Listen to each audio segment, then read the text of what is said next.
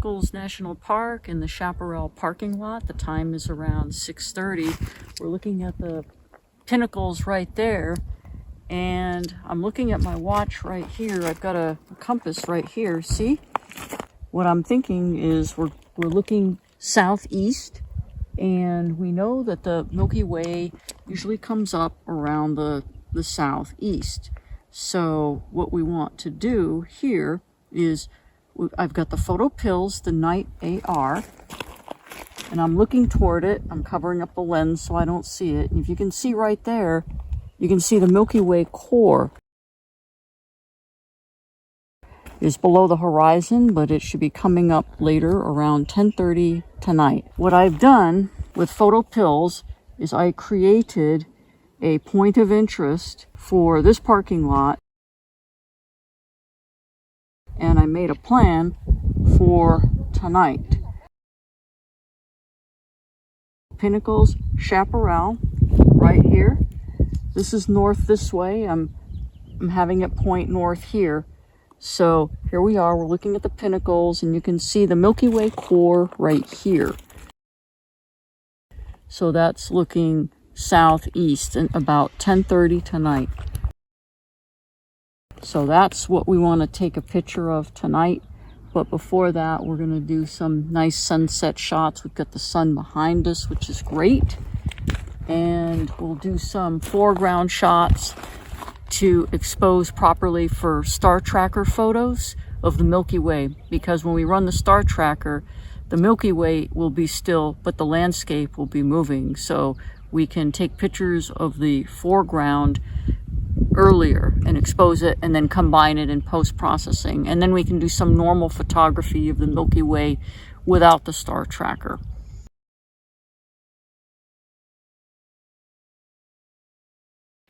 So I was aiming out toward that peak. There's this really nice little tree there. Yeah. I saw some birds flying around. Might have been condors, but it was really hard to see.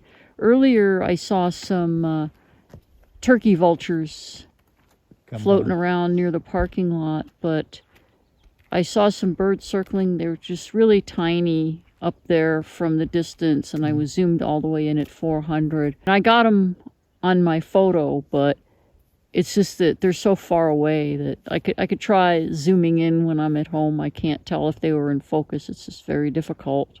But anyway, the sun is hitting the peaks very nicely, and I love that little tree there on the right on that ledge. I've been just taking a bunch of pictures of that thing with different lighting conditions. Is that a bonsai tree, Jen? No, it's not a bonsai. But anyway, it's just kind of nice just right here from the parking lot. And yeah.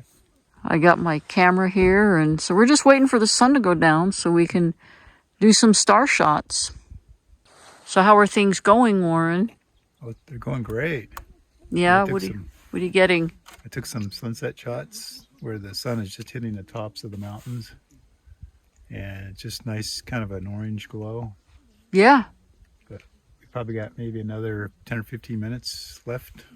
Yeah. It's going to get too dark. So I did a test shot right now. Let me see now. It's about 9:45. I've got a good histogram, and I guess about the first third or so. Okay. I've got some sharp stars. It's a nice blue sky. I've got my white balance at 3700. I've got my ISO at 3200. I'm at f2.8, which is about the sweet spot of this lens. I did a 20-second exposure. I've got two Sigma lenses here. A Sigma 24mm.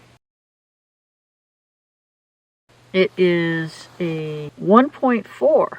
So f2.8 is the sweet spot of the lens, meaning that's kind of like the center focal point, and if you take a picture with the sweet spot, then you're less likely to get coma and chromatic aberration and other funky artifacts. Yeah. The other lens that I have is a 14mm.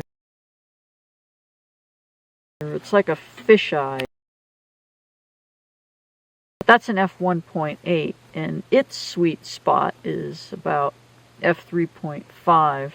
I'm not using that lens right at the moment. I decided to go with the 14 because I wanted to see a little bit more of the pinnacles out there in the distance. All right. Whereas the other one, I would like capture too much of the foreground, which is not really wanted. We really got a good clear night, you know that? Yeah, it is nice. There's no wind. It was windy earlier. I'm seeing Scorpio's tail. I think I'm going to point mine more towards the south. Seems like there's more stars over there. Star trails would be really cool over the pinnacles. I know. I usually like to do those at the end. I could do them now while we're waiting. Yeah, you could do star trail. Might as well. Until it gets dark, real dark. Just a 16-minute one.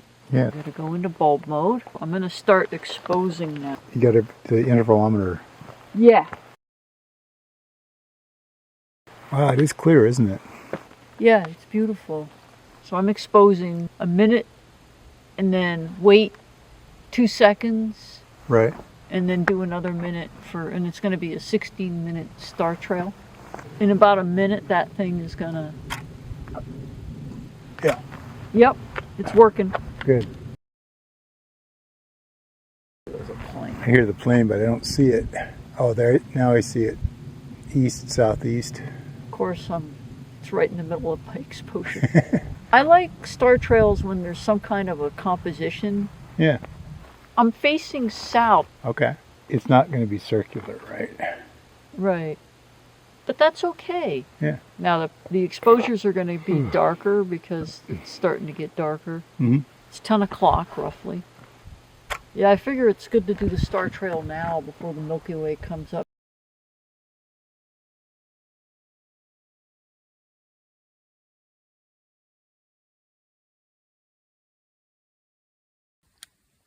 So we lined up the laser with Polaris.